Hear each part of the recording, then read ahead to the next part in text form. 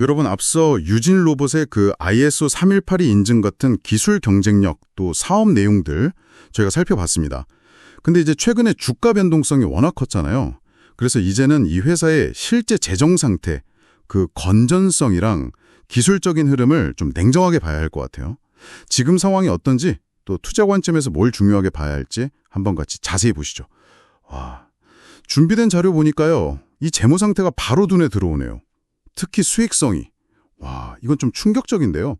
2025년 1분기 영업이익률이 마이너스 176%라고요? 매출 14억 원인데 이 정도 적자면 이거 회사를 운용할수록 손해가 더 커지는 그런 구조 아닌가요? 네, 맞습니다. 단순히 돈을 못 버는 수준이 아니고요. 이게 번 돈보다 나가는 돈이 훨씬 많다는 의미죠. 영업활동으로 벌어들인 현금 흐름, 이것도 1분기에 마이너스 36억 원이에요. 크게 나빠졌는데 이건 뭐 정상적인 사업활동으로는 현금을 전혀 못 만들고 있다는 명백한 증거죠. 더 우려스러운 건 분기마다 약 23억 원씩 자본 총계가 계속 줄어들고 있다는 겁니다. 소위 말하는 자본 잠식이 진행 중인 거죠. 잠깐만요. 그 자본 잠식이요. 그게 구체적으로 어떤 의미인가요? 그러니까 회사의 기초 체력, 그게 막 약해지고 있다는 뜻인가요? 정확합니다. 회사의 미천이라고 할 수 있는 자본금이 계속 깎여나가고 있다는 그런 신호예요. 이 추세대로라면 뭐 단순 계산이지만 약 3년 반, 그 정도 뒤에는 자본이 아예 바닥날 수도 있다. 이런 계산까지 나오거든요. 추정되는 월 고정비가 한 7.3억 정도인데 월 평균 매출이 한 4.7억 정도니까 이걸 넘어서는 구조적인 문제가 이제 숫자로 딱 보이는 거죠. 그리고 여기서 잠깐. 저희가 드리는 말씀은요. 2025년 6월 20일 기준으로 분석한 거고요. 제작자의 주관적인 해석이 좀 포함될 수 있습니다. 아시겠지만 투자는 원금 손실 가능성이 늘 있고 모든 최종 판단과 책임은 결국 투자자 본인에게 있다는 점. 이거 꼭 기억해 주셔야 합니다. 네, 명심해야겠네요. 그런데 이상한 게 부채 비율이나 자기 자본 비율 같은 안정성 지표는 아직 괜찮아 보이는데요. 부채 비율 59.56%, 자기 자본 비율 62.8%. 이건 또 왜 그런 거죠? 네, 그 수치 자체만 보면 아직 안전 범위 안에 있는 건 맞아요. 근데 이건 어디까지나 이제 과거의 결과가 반영된 수치고요. 지금처럼 수익성이랑 현금 흐름이 이렇게 빠르게 나빠지는 상황에서는 글쎄요, 이 안정성마저도 그렇게 오래가지 못할 수 있다. 이게 문제입니다. 현재 주가순자산 비율 PBR이라고 하죠. 이게 11.35배인데 지금 재무 상태를 생각하면 사실 좀 부담스러운 수준이다. 이렇게 볼 수도 있습니다. 와, 재무 상황은 정말 심각하군요. 그럼 좀 다른 쪽으로 기술적인 측면은 좀 어떨까요? 현재 주가가 11,100원인데 이게 52주 최고가랑 비교하면 거의 3분의 1 토막 수준이잖아요. 혹시 반등의 기미 같은 건 없을까요? 일부 지표는 과매도 상태를 보이는 것 같기도 한데요. 네. 이런 지표들이 이제 20이나 30선 안으로 내려오면서 단기적으로 너무 많이 빠졌다. 이런 신호, 즉 과매도 신호를 보내고 있는 건 사실입니다. 기술적으로만 보면 단기의 반등을 조금 기계해 볼 수 있는 구간이다. 뭐 이런 해석이 가능하죠. 과매도 신호가 나왔다. 그럼 이거 이제 바닥 찍고 오를 가능성이 좀 있다. 이렇게 봐도 될까요? 그렇게 단정하기는 좀 어렵습니다. 왜냐하면 다른 중요한 지표가 있거든요.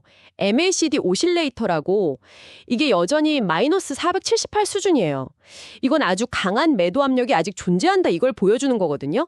그러니까 일부 지표는 이제 좀 오를 때 되지 않았나 이렇게 말하는데 다른 지표는 아직 멀었다 이렇게 외치는 좀 서로 엇갈리는 신호가 나오고 있는 그런 상황입니다.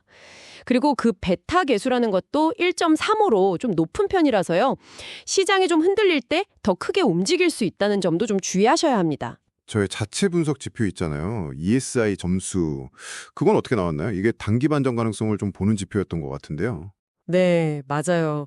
그 ESI는 저희가 여러 지표를 좀 종합해서 단기적인 주가 반전 가능성을 가늠해 보려고 만든 가설적인 지표인데요. 현재 매수 점수가 91.5로 매우 높게 나왔고요. 종합 점수고 90.5점으로 꽤 긍정적인 신호를 나타내고는 있습니다. 하지만 이것도 어디까지나 참고 지표일 뿐이고요. 아까 말씀드린 그 심각한 재무 상황, 그리고 엇갈리는 다른 기술적 신호들, 이걸 다 같이 놓고 아주 신중하게 판단해야 합니다. 최근 수급을 좀 보면 외국인들은 13.44% 정도 갖고 있는데 5월에 급증했을 때 좀 팔았다가 6월 들어서는 다시 조금씩 사는 모습이고요. 기관은 뭐 양은 적지만 그래도 꾸준히 매수하는 그런 패턴을 좀 보이고는 있습니다. 와, 재무는 최악이고 기술적으로는 신호가 막 엇갈리고 이거 정말 판단하기 어렵네요. 이런 상황에서 매매 전략을 세운다는 것 자체가 좀 무리가 아닌가 싶기도 하고요. 맞습니다. 그래서 지금은 기술적 분석에 기반해서 뭔가 매매를 한다기보다는 위험 관리, 이게 정말 절대적으로 우선되어야 합니다. 지금부터 말씀드릴 시나리오는요, 절대 투자를 권유하는 게 아닙니다. 그냥 분석에 기반해서 이런 가능성도 있지 않을까 하고 따져보는 것일 뿐이고 실제 투자 결정과는 전혀 무관하다는 점 다시 한번 강조드립니다.